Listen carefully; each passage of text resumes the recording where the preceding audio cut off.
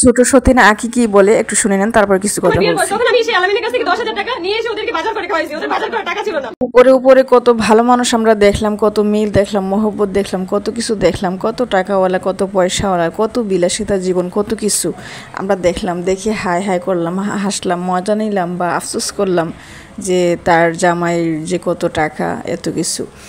কিন্তু এখন সব বের হয়ে আসছে। আসলে সত্যিটা কখনো চাপা থাকে না, সত্যি যেটা ওটা একদিন বের হবেই।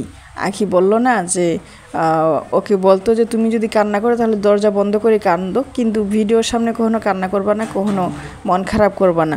এটা তারা ভিউ ব্যবসার জন্য করতো, ওরা জানে ভিউ পায়, ফেসবুক ইউটিউব থেকে টাকা উপার্জন করতে পারে, সেই জন্য ভিডিও বানাইতো মূলত সুখী ফ্যামিলি হিসেবে। আর ভিতরে ছিল ওই রকম কাহিনী।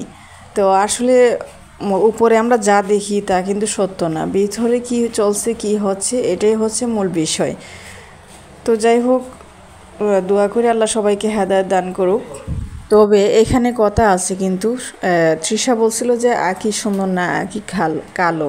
তো তৃষা যে মেকআপ মারে রে ভাই, তৃষার মেকআপ যদি একটু আপনারা খেয়াল করেন আর বুঝেন তাহলে বুঝবেন যে আসলে তৃষা কীরকম। আর তৃষাকে দেখতে তো একেবারে কি বলবো, তৃতীয় লিঙ্গ মানুষের মতো মনে হয়। আচ্ছা যাই হোক, এসব বলি না, আল্লাহর সৃষ্টি সেরা মানুষ তৈরি করছে, এটা নিয়ে কিছু বলবো না।